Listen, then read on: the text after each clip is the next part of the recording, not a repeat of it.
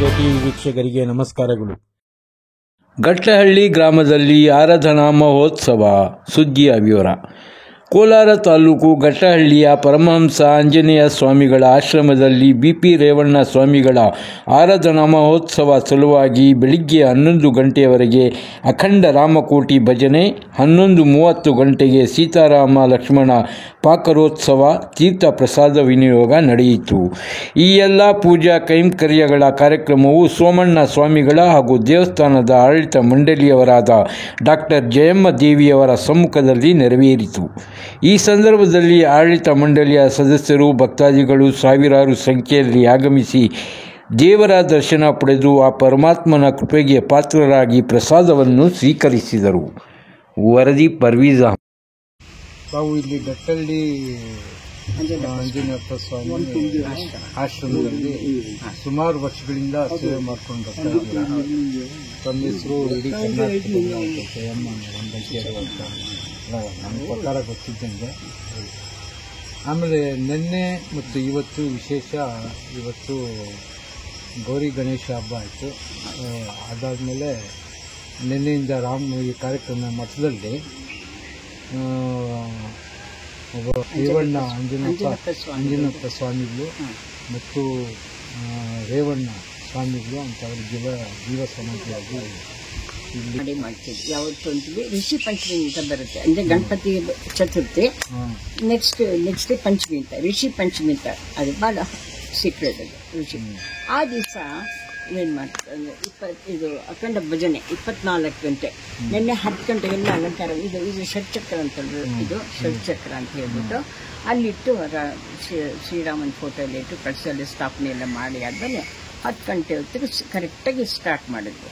10 ಗಂಟೆಗೆ ಮಹಾಮಂಗಳಾರತಿ, ಒಂದು ಮಂಗಳಾರತಿ ಮಾಡಿ ಭಜನೆ, ಅಖಂಡ ಭಜನೆ. ಈ ಒಂದು 3-4 ಗ್ರೂಪ್ಸ್ ಬರ್ತಾ ಇದ್ರು. ಅದು ಹೊರಗಡೆಯಿಂದ ಅವರು ಅದರಲ್ಲಿ ತಿಳುವಳಿಕೆ ಇರೋರು, ಚೆನ್ನಾಗಿ ಭಜನೆ ಮಾಡುವಂಥವ್ರು ಅಂಥವ್ರನ್ನ ಅಖಂಡ ಭಜನೆ ಮಾಡೋರು ಕರೆಸ್ತೀವಿ. ಅವ್ರನ್ನ ವರ್ಷ ಕರೆಸ್ತೀವಿ. ಅವರು ಬ್ಯಾಚಸ್ ಬರ್ತಾರೆ, ಒಬ್ಬರೇ ಮಾಡಿ ಬರೋದಿಲ್ಲ. ಬ್ಯಾಚಸಲ್ಲಿ 10 ಜನ 15 ಜನ ಇರ್ತಾರೆ. ಅವರೆಲ್ಲ ಇವ್ರು ಮುಗ್ದಿದ ತಕ್ಷಣ ರಿಲೇ ಇನ್ನೊಬ್ರು ತಗೊಂಡು 1 ಸೆಕೆಂಡ್ ವೇಸ್ಟ್ ಮಾಡೋಂಗಿಲ್ಲ. ಇವಾಗ ನಮ್ಮ ಮುಕ್ತಾಯ ಮಾಡಿ ಇನ್ನೂರು ರಾಮ ರಾಮ ರಾಮ ರಾಮ ಅಂತ ತಗೊಳ್ಬೇಕು. ಹಂಗೆ ಒಂದು ಸೆಕೆಂಡ್ ಒಂದು ಗ್ಯಾಪ್ ಇಟ್ಕೊಡ್ಬೇಕು. ಆ ಥರ ನಾವು ಮಾಡ್ಕೊಂಡು ಹೋಗೋದು. ಅದು ನಿನ್ನೆ ಸ್ಟಾರ್ಟ್ ಮಾಡಿ ಮತ್ತೆ 3 ಸತಿ ಅದಕ್ಕೆ ಪೂಜೆ ಮಾಡ್ತೀವಿ. ಅದು ತುಳಸಿ ಪೂಜೆ. ಶ್ರೀರಾಮಚಂದ್ರನಿಗೆ ತುಳಸಿ ತುಂಬ ಶ್ರೇಷ್ಠ ಅಲ್ವಾ, ಅದಕ್ಕೋಸ್ಕರ ನಾವು 3 ಸತಿ ಅದ್ರದ್ದು ಅಷ್ಟೋತ್ತರ ಅಂತೆಲ್ಲ ಇದೆ, ಅದನ್ನು ಮಾಡ್ತೇವೆ. ಅದು ನಿನ್ನೆ 12 ಗಂಟೆಗೆ ಒಂದು ಸತಿ ಮಾಡಿದ್ರು, ರಾತ್ರಿ 8 ಗಂಟೆಗೆ ಒಂದು ಸತಿ ಮಾಡಿದ್ರು. ಇವತ್ತು ಬೆಳಿಗ್ಗೆ ಎಲ್ಲ ಮುಕ್ತಾಯ ಟೈಮಲ್ಲಿ ಸುಮಾರು 9 ಗಂಟೆಷ್ಟರಲ್ಲಿ ಮಾಡಿ ಮುಗಿಸಿದ್ರು. ಎಲ್ಲ ಆಯಿತು. ಅವ್ರಿಗೆಲ್ಲ ಬಂದವ್ರಿಗೆಲ್ಲ ಟೈಮ್ ಬೆಳಗ್ಗೆ ತಿಂಡಿ ಕೊಟ್ಟು, ಮಧ್ಯಾಹ್ನ ಊಟ ಪ್ರಸಾದ ಕೊಟ್ಟು, ರಾತ್ರಿ ಊಟ ಪ್ರಸಾದ ಕೊಟ್ಟು, ಬೆಳಿಗ್ಗೆ ಒಂದು ತಿಂಡಿ ಕೊಟ್ಟು ಊಟ ಮಾಡಿ ಹೋಗ್ತೇವೆ. ಅವ್ರಿಗೆಲ್ಲ ಸಂಭಾವನೆ ಕೊಡ್ತೀವಿ. ಅವರು ಎಷ್ಟು ಜನ ಬಂದಿದ್ದಾರೆ, ಅವರಿಗೆ ಎಷ್ಟು ದೂರದಿಂದ ಬಂದಿದ್ದಾರೆ, ಅವ್ರಿಗೆ ನೋಡಿಕೊಂಡು ಸಂಭಾವನೆ ಕೊಡ್ತೀವಿ. ಎಲ್ಲ ಸಂತೋಷವಾಗಿ ಎಲ್ಲ ಪ್ರಸಾದನೂ ಇರುತ್ತೆ. ಬೂಂದಿ ಎಲ್ಲ ಕೊಟ್ಟಿರ್ತೀವಿ. ಅದು ಮನೆಗೆ ತೆಗೆದುಕೊಂಡು ಹೋಗೋಕ್ಕೋಸ್ಕರ ಅವ್ರಿಗೆಲ್ಲ ಪ್ರಸಾದ ಕೊಡ್ತೀವಿ. ಎಲ್ಲ ಸಂತೋಷವಾಗಿ.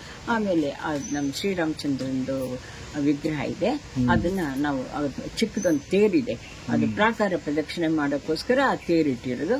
ಅದನ್ನ ಪ್ರಾಕಾರ ಪ್ರದಕ್ಷಿಣೆ ಮಾಡಿ ಅದನ್ನ ತಂದು ಅಲ್ಲಿ ಮತ್ತು ನಾವೇನು ಮಾಡ್ತೀವಿ, ಎಲ್ಲರೂ ಶ್ರೀರಾಮ ಅಂತ ಪುಸ್ತಕದಲ್ಲೆಲ್ಲ ಬರೆದು ಎಲ್ಲ ಶೇಖರಿಸಿ ಒಂದು ಕಡೆ ಇಟ್ಬಿಟ್ಟು ಆಮೇಲೆ ಅದನ್ನು ನಾವು ತಲೆ ಮೇಲೆ ಇಟ್ಕೊಂಡು ನಾಮ ಅಲ್ವಾ, ಅದಕ್ಕೆ ನಾಮಾವಳಿ, ಅದನ್ನು ತಲೆ ಮೇಲೆ ಇಟ್ಕೊಂಡು ಅದನ್ನು ಪ್ರಾಕಾರ ಪ್ರದಕ್ಷಿಣೆ ಮಾಡಿ ಇದರೊಳಗೆ ನಮ್ಮ ಷಟ್ಚಕ್ರನಲ್ಲಿ ಅಲ್ಲಿ ಕೆಳಗಡೆ ಒಂದು ಸೆಲ್ಲರ್ ಥರ ಇದೆ, 13x13x13 ಅದು ಇದು ಫೀಟ್.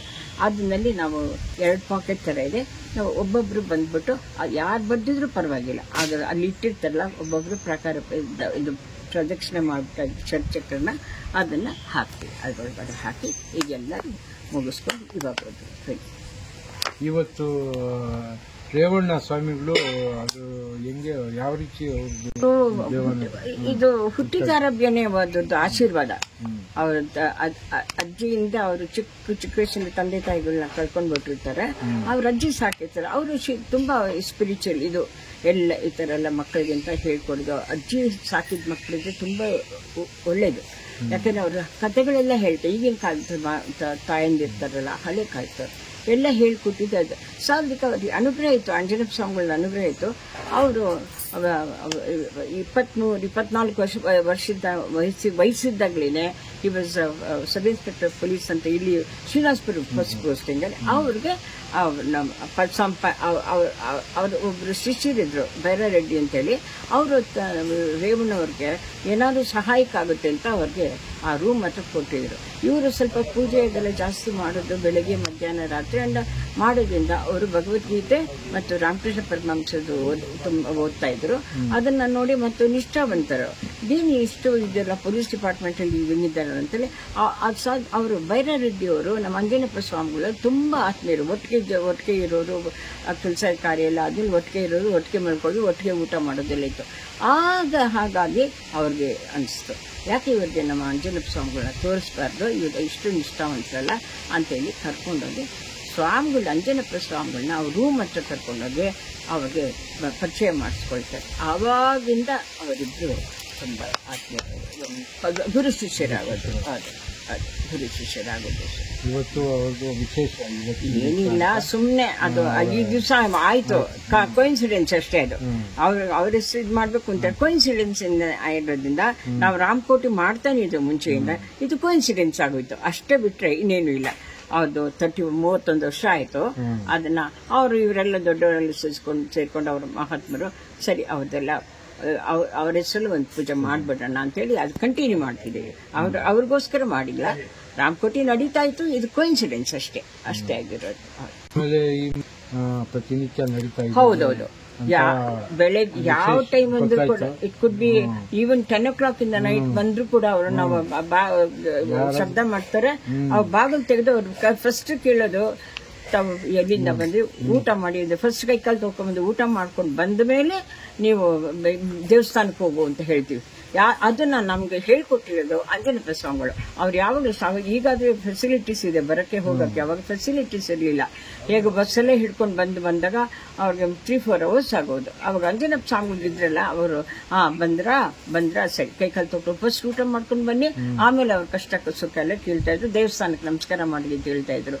ಅವ್ರದ್ದು ನಾವು ಫಾಲೋ ಮಾಡ್ಕೊಂಬರ್ತೇವೆ. ಇವತ್ತು ಅಷ್ಟೇ, ಯಾರು ಎಷ್ಟು ಜನ ಬರೀ ಎಂತ ಟೈಮ್ ಬಂದ್ರೆ ನಮ್ಮ ಕೈನಲ್ಲಿ ಆಗಿದಷ್ಟು ಮಾಡ್ಕೊಡ್ತೇವೆ. ಅವ್ರನ್ನ ಬರೀ ಹೋಟೆಲ್ ನಮ್ಮಂತ ನಾವು ಕಳಿಸಿದ್ದಿಲ್ಲ. ಉಳ್ಕೊಳ್ಳೋಕ್ಕೆಲ್ಲ ವ್ಯವಸ್ಥೆ ಇದೆ. ಅವ್ರು ಉಳಿಸ್ಕೊಂಡು ನೆಕ್ಸ್ಟ್ ಅವರೆಲ್ಲ ಹೋಗಕ್ಕೆ ಕೂಡ ಅನುಕೂಲ ಇದೆ.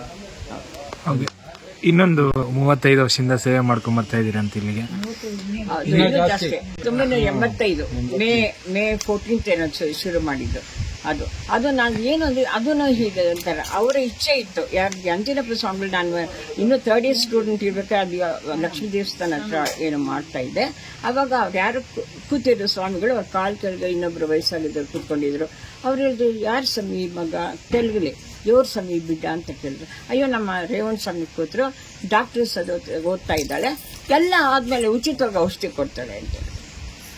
ಔಷಧಿ ಕೊಡ್ತಾರೆ. ಅದು ನಾನು ನೋಡಿ ಏನಾಯ್ತು, ನನಗೆ ಕಿವಿಯಿಂದ ಕೆಲಸ ಏನು ಮನ್ಸ ಮೇಲೆ ಏನು ಪರಿಣಾಮ ಆಗಲಿಲ್ಲ. ಲೇಟರ್ ಆಮೇಲೆ ನೋಡಿ ಅದೇನಾಯ್ತು, ನಾನು ಫಿನಿಶ್ ಮಾಡ್ಕೊಂಡು ಬಂದ್ಮೇಲೆ ನನಗೆ ಚಾನ್ಸ್ ಸಿಕ್ಕಿತ್ತು ಅಮೆರಿಕ ಹೋಗಿ. ನನ್ನ ದೊಡ್ಡಪ್ಪ ಅವ್ರ ಮಗಳು ಅಮೆರಿಕಾಗೆ ಹೋಗಿದ್ರು, ಅವ್ರು ಸ್ಪಾನ್ಸರ್ ಮಾಡಿದ್ರು. ಅದೇನೋ first small clarification it was